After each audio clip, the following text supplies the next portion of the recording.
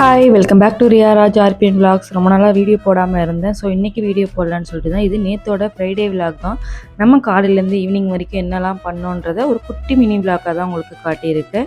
என்னோடய வீடியோ கண்டிப்பாக உங்களுக்கு பிடிக்கும். பிடிச்ச வீடியோவை லைக் பண்ணிவிட்டு என்னோடய சேனலையும் சப்ஸ்கிரைப் பண்ணிக்கோங்க. நான் ஒரு ஹாப்பியான நியூஸை ஷேர் பண்ணிக்கலான் இருக்கேன். ரொம்ப பெருசாலாம் சொல்ல முடியாது. இது எனக்கு சந்தோஷமாக இருக்குது. ஏன் அப்படின்னா, நம்ம வீட்டை சுற்றி பின்னாடி தான் வீடு நிறையா இருந்துச்சு. நம்ம வீட்டு சைட்லேயோ இல்லை பக்கத்துலேயோ எந்த வீடுமே இல்லை. பட் இப்போ 2 வீடு கன்ஸ்ட்ரக்ஷனில் இருக்குது. ஆல்மோஸ்ட் அவங்க செப்டம்பர் அக்டோபரில் குடி வந்துடுவேன்னு சொல்லியிருக்காங்க. பார்ப்போம் எப்போ வராங்கன்னு. ஆனால் வீடு கன்ஸ்ட்ரக்ஷன் ஒர்க்கில் நடந்துகிட்ருக்கு. ஸோ இப்போ தான் 2 வீடு ஆரம்பிச்சிருக்காங்க. இன்னும் 2-3 வீடு வருதுன்னு சொல்லியிருக்காங்க. ஸோ ரொம்பவே ஹாப்பியாக இருக்குது கேட்குறதுக்கு. தனிமையாக இருந்துட்டு சுற்றி எந்த வீடுமே இல்லாமல் இருந்துச்சு. ஸோ இப்போ ஒரு 4 மாதத்துலேயே சுற்றி வீடு வர ஆரம்பிச்சிருச்சு. பார்க்குறதுக்கு ரொம்பவே ஹாப்பியாக இருக்குது. நிறைய கன்ஸ்ட்ரக்ஷனும் ஓப்பன் பண்ண ஆரம்பிச்சிட்டாங்க. சைடில் ஃபுல்லாக சுற்றி வீடு பிளாட்ஸ் எல்லாமே போட ஆரம்பிச்சிட்டாங்க. நம்ம லாஸ்ட்டு 2024 மார்ச் மாதம் தான் இந்த இடத்த பார்த்தோம். பார்க்கும்போது சுற்றி வெறும் காடு மாதிரி இருந்துச்சு. வீடு ஒன்று கூட இல்லை. இவங்க ஃப்ளாட்ஸில் பில்டர்ஸ் ஒரு 2 வீடு தான் கட்டி காட்டிகிட்டு இருந்தாங்க. 400 ஃப்ளாட்ஸ் இருக்க இடத்துல ஒரு 2 வீடு மட்டும் இருந்தால் எப்படி இருக்கும்? ஸோ இதையா வாங்க போகிறோம் அப்படின்னு தான் நான் ஒரு எண்ணத்தில் இருந்தேன். ஸோ இதையே வாங்கி போட்டுடலாம், இப்போதைக்கு ரேட்டுக்கு நமக்கு இதுதான் பட்ஜெட்னு சொல்லி நாங்கள் வாங்கிட்டோம்.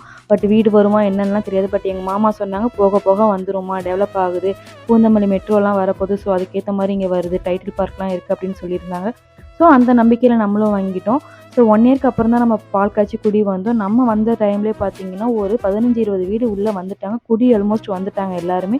ஸோ இப்போ பார்த்தீங்கன்னா நம்ம வீட்டு பக்கத்தில் தான் 2 வீடு கட்டிக்கிட்டு இருக்காங்க. இன்னும் ஒரு 15 வீடு பார்த்தீங்க அப்படின்னா கன்ஸ்ட்ரக்ஷன் ஒர்க்கில் இருக்குது. ஆல்மோஸ்ட் ஒரு கம்மிங் ஜனவரிக்குள்ளே அப்படின்னா கண்டிப்பாக ஒரு 70 to 80 வீடு வந்துடும் நினைக்கிறேன். பார்ப்போம் எப்படின்னா. நம்ம வீட்டை மட்டும், நம்ம ப்ளாட்ஸ் மட்டும் இல்லாமல் நம்மளை சுற்றி நிறைய கன்ஸ்ட்ரக்ஷன் போட ஆரம்பிச்சிட்டாங்க. ஸோ நிறைய ப்ளாட்ஸ் அது இதுன்னு போட்டுட்டு தான் இருக்காங்க. ஏன்னா இங்கே டைட்டில் பார்க் இருக்குது. ஸோ மெட்ரோவும் ஈஸியாக இருக்குது. இங்கேருந்து 1 கிலோமீட்டர் ரயில்வே ஸ்டேஷன் எல்லாமே ஈஸியாக இருக்கிறது அப்படின்றதுனால எல்லாருமே ஈஸியாக இங்கே தான் அட்டாச் ஆகுறாங்க. ஸோ பார்க்கவே ஹாப்பியாக இருக்குது. 1 இயர் பிஃபோர் இந்த இடத்துக்கு ஆள்லாம் வருவாங்களாம் அப்படின்னு தான் நான் யோசித்தேன். பட் இப்போ ரொம்ப ஹாப்பியாக இருக்குது. நல்ல இடத்த தான் சூஸ் பண்ணியிருக்கோம். ஏன்னா சிட்டியில் நமக்கு வாங்குற அளவுக்கு வசதி கிடையாது. இந்த இடத்த வாங்கும்போது என்னை சுற்றி இருக்கவங்க என்ன சொன்னாங்கன்னா, ஏன் அவ்வளோ லாங்கில், ஆல்மோஸ்ட் பல்லாவரத்துலேருந்து ஒரு 1 hour, அவுட்டர் ரிங் ரோட்டில் வந்தோம் அப்படின்னா ஒரு 45 minutes தான் ஆகுது நான் போகிற ஸ்பீடுக்கே.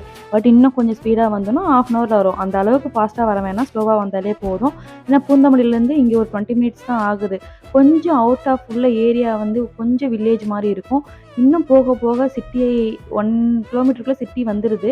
பட் நம்ம ஏரியா வில்லேஜ் டைப்பில் தான் இருக்குது. நீங்கள் ஒரு நாள் பார்த்தீங்கன்னா எல்லாத்தையும் சுற்றி காட்டுறேன். வெறும் மரம், செடி, காக்கா, குருவி இந்த சவுண்டை கேட்டு காலையில் எந்திரிக்கும் போது அவ்வளோ ஹாப்பியாக இருக்குது. சூஸ் பண்ண இடம் சூப்பராக இருக்குது. நான் அப்படி தான் சொல்லுவேன். எனக்கு மைண்ட் ரிலாக்ஸேஷனாக இருக்குது.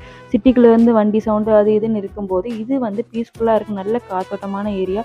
எனக்கு நிறையா வீடு வந்துச்சுன்னா இன்னும் கொஞ்சம் பழக்கத்துக்கு ஈஸியாக இருக்கும். இங்கே உள்ளவங்க எல்லாருமே அப்படி தான் சொல்கிறாங்க. நிறையா வீடு வந்துச்சுன்னா நமக்கு எல்லா வசதியும் வந்துடும் இந்த ஏரியாவில் அப்படின்னு சொல்லிட்டு தான் இருக்காங்க. பார்ப்போம் எப்படின்னு.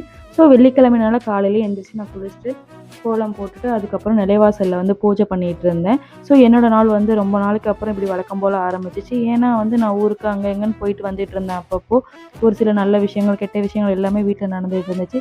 அதுக்காக அங்கேயும் இங்கேயும் அழைச்சிட்டு பையனெல்லாம் இங்கே பண்ணேன்.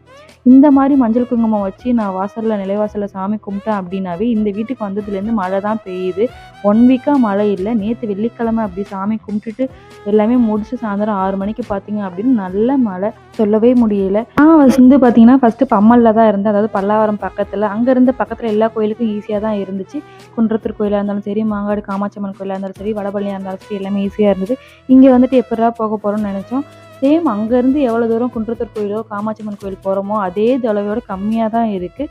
நேற்று பார்த்தீங்கன்னா நான் காமாட்சியம்மன் கோயிலுக்கு தான் 1/2 hourல போயிட்டு வந்தேன்.